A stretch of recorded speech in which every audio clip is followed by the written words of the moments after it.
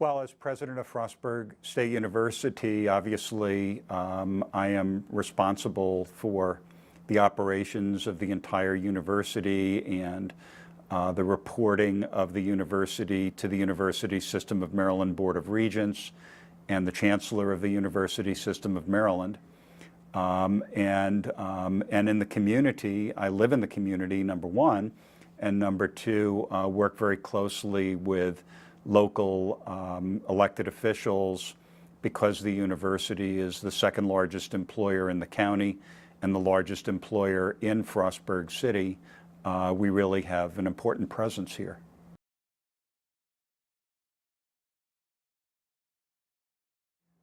Well, early on when Dr. Raminsky approached me about the grant from Macro, I strongly encouraged her to pursue the grant.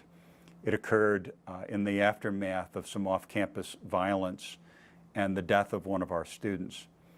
The dialogue series, the goal was to bring together the university, the students who live in the university neighborhood, people who live in the university neighborhood, residents, and local government, to try to come up with not just policies and procedures, but practices that made sense to educate people better about the responsibility of being a student or a visitor in a community, and how to make it a better presence for the university within the community.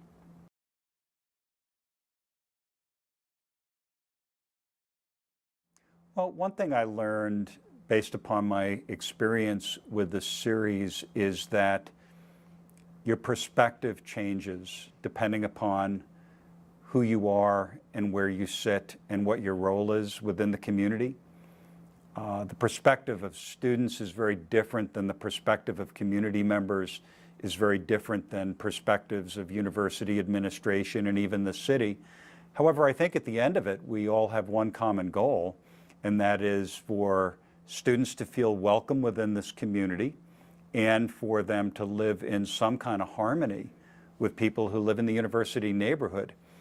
I also learned through my participation in this series that while there may be certainly instances where students don't always behave the way you would hope they would behave living in a residential neighborhood, there are also many, many examples where students behave pretty darn well, where they are out shoveling driveways for their neighbors when there's a snowstorm, or really living in the day of caring and sharing, where over 500 students were out sweeping streets and cleaning up garbage, and there are just so many examples where our students are a service to the community. I think one of the main things I learned is that sometimes the community wants perfection, and that's not always possible because we have kind of the coming together of two different generations in a very small area. What are the tensions? Well, I think I said earlier that the tensions, I think, are just related to the historic evolution of the university neighborhood, where residents, who are few in number at this point in time, many have high expectations of student behavior.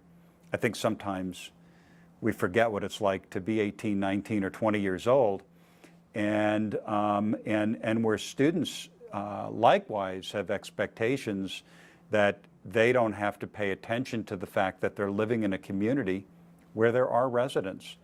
So in that regard, I think it's good to bring people together to have an ongoing dialogue.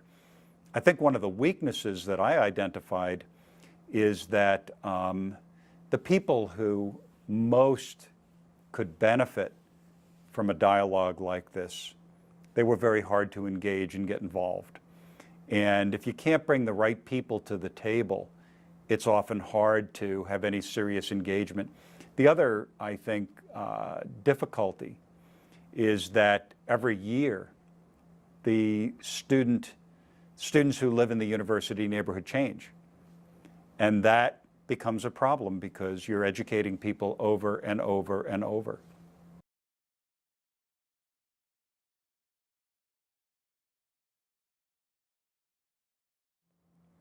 I've learned a lot about communication and conflict resolution, and that's one of the goals of Macro, to teach people how to better mediate their disputes and their conflicts. But mainly, I think what I learned is not so much about communication, but about not communicating. And I think that when people are not communicating, they tend to form a lot of assumptions about other people's behavior. And I think what you find through the process of communication is that deep inside, we all have the same things at heart. We all want to live in peace and harmony with one another. And if we're not communicating with one another, how easy it is for there to be misunderstandings. So, I mean, even in my neighborhood, where most of my neighbors are professional people, it's possible to have misunderstandings in communication. People need to be talking to one another.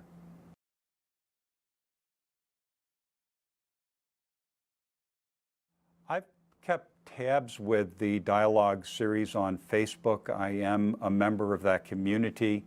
And I honestly, on some level, it was very gratifying because on some level there seems to be greater engagement on Facebook than there actually was in person at the dialogues. And so, you know, it's an instance in my view where, you know, social media is really being used to a great advantage, whereas sometimes I don't think it's always used as a great advantage.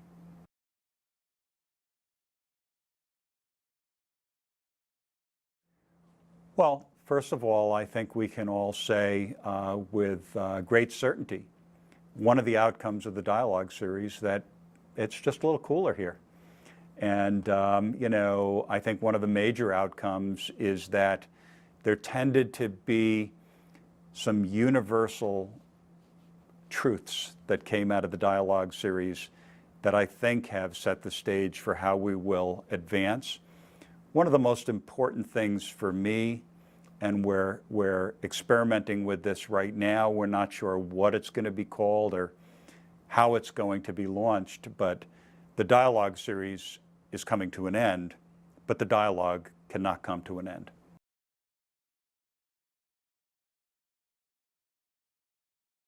At the heart of every problem and at the heart of every solution is a relationship. And I think that in order to address and solve any human problem, if we can get past the problem and get at the people who are creating the problem and try to encourage them to be in a relationship with one another, I think a lot of life's problems would probably go away.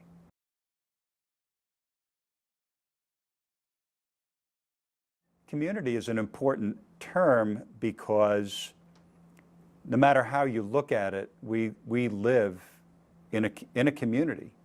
We live in a global community and we live in a local community. And sometimes within that local community, people will try to form communities of their own, much smaller communities. The more that we can bring people together within those communities, I think the better able we are to at least discuss a lot of the issues that face us.